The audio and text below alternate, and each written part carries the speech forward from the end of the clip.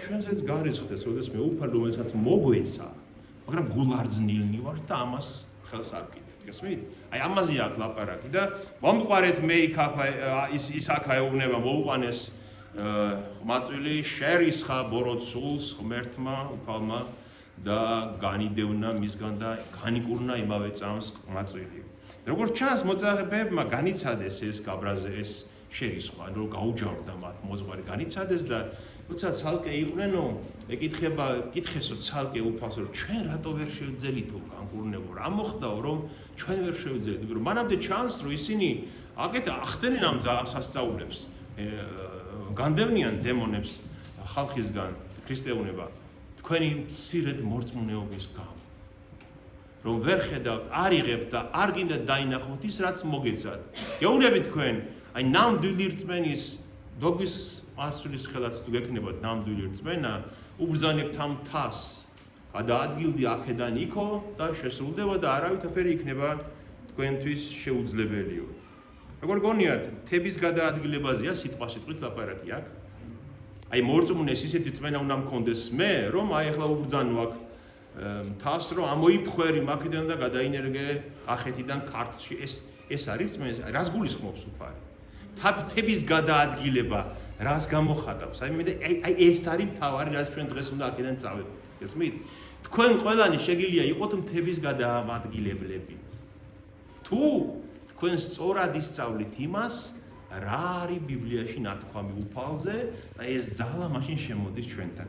აი ძველ აღთქმაში ქრისტემდე და შემდეგაც მათ ჰქონდათ აი ქრისტეს ხალხს, ხო? იუდეველებს, ებრაელებს ჰქონდათ ესეთი სწავლება, რომ აი მოძღვრები ხო იყვნენ მათ შორისაც და იყო ხალხი კიდე, ვისაც კარგად ესმოდა რჯული, ხო?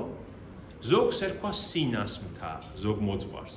ეს სინასმთა არის, რატომ? იმიტომ რომ მან სიტყვით ზედმიწევნით იცოდა სად რა ეწერა, რომელ თავში, რომელ მუხტში, ყველაფერი ზედმიწევნით იცოდა. ეს იყო სინასმთა, ზუსტი ცოდნა რჯულის, იმიტომ რომ რჯული სინასმთას მოიეცა. მეორენი იყვნენ, ალბათ ეს უფრო დიდია. იმათ ერქვათ მთების გადამაადგილებლები. აი სიტყვით ეს ამას ნიშნავდა. ესენი იყვნენ ვინ იცით? ისაც შეეძლო ერთ წიგნში დაწერილი გაიაზრებინა და მეორე და მესამე წიგნში დაეკავშირებინა იმას, იმიტომ რომ ბიბლია ხო თვითონ ხსნის თავის თავს. რაც ნათქვამია მაგალითად ბიბლიის პირველ წიგნში, ახალ აღთქმაში ის სრულდება, ხო? ის აღთქმა, რაც ნათქვამი იყო. აი ესენი იყვნენ მთების გადამაადგილებლები. რატომ? იმიტომ რომ ძველ აღთქმაში ნათქვამი რაღაც დიდი წინასწარმეტყველება არის ერთი მთა. და ახალ აღთქმაში აღსრულებული ეს სასწაული არის მეორე მთა. და ვინც შეძლებს, რომ ეს ორი ერთმანეთს დაუკავშიროს, ის გადაადგილებს მთებს. გესმით? აი ეს არის ყველაზე დიდი, რომ ჩვენ დავინახოთ რა იყო წინასწარმეტყველები და რა აღსრულდა. ხო გესმით რაზეა ლაპარაკი?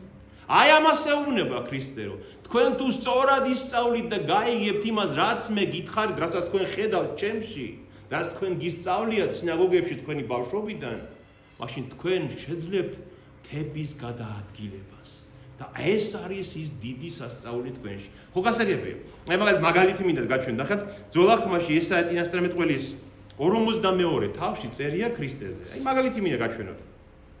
აჰა ჩემი მორჩილი, ქრისტეზე ამბობს წინასწარმეტყველი, რომელსაც ხელი მაქვს ჩავლებული, ჩემი რჩეული, რომელიც ისურვა ჩემმა გულმა, მასზე გარდამოვავრინე ჩემი სული, ის გაურჩენს სამართალს ხალხებს. ხო ქრისტეზე წერია. შემდეგ წერია, ის ისეთი იქნება, რომ ქუჩაში ყვირილს კი არ დაიწყებს. კი არ იქნება ეს მოჯანყე, მეომარი იუდასავით, ხალხს კი არ დახოცავს. არამედ ისეთი მობიერი და თვინიერი იქნება, რომ გადატეხილ ლერწამს ფეხს მოარიდებს. ბჟუტავ სანთელს რო ჩაულის, თხილად ჩაულის, რომ ის შანთელი არ ჩააქვს. აი ესეთი ადამიანი იქნება, ხო?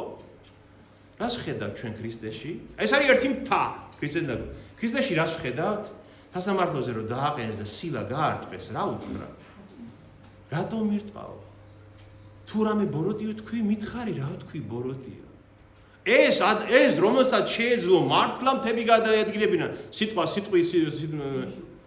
პირდაპირ სიტყვის მნიშვნელობით, რას ეუბნება იმ ვიღაც ჯარისკაცს, რომელმაც სილა გაარტყა, რომ თუ ბოროტი თქვი რამე მითხარი რა თქვი ბოროტი თუ არა და რატომ ცემ მე აი ხედავთ ის რაც ნათქვამი იყო მასზე აი ამ საქციელში და კიდევ მრავალ ასეთ საქციელში როგორ აღსრულდა ეხლა მე როცა ამას ვკითხულობ ერთსაც და მეორესაც ამ ორ თას ხო უკავშირებ ერთმანეთს და მე ვარ მთების გადამაადგილებელი კიდევ ერთ ადგილას არის ესაიასთან ამბობს რომ ეს არისო მე ვარო მისი მორჩილიო თვითონ ქრისტე ლაპარაკობს რომელმაც ღმერთმაო წვერ წამახული ის არივით შემინახა თავის კაპარჩიო ხო წვერ წამახული ის არის რომელიც ღმერთმა თავის კაპარჩი აქვს შენახული როცა დაჭირდება მისი სიტყვა ხო ესეთი იყო მჭრელი წვერ წამახული გახსოვთ როცა მიუტანეს ის მონეტა რომ მივცეთ თუ არა ხარკი კეისარს რო ეუბნებიან ხო ეხლა ვინ დააღწევს ამ მახედან თავს რომელი უნდა თქვას ან უთხრას მიეცი და არ მისცეთ და ორივეს გამო შეიძლება დააპატიმრონ იქვე ხო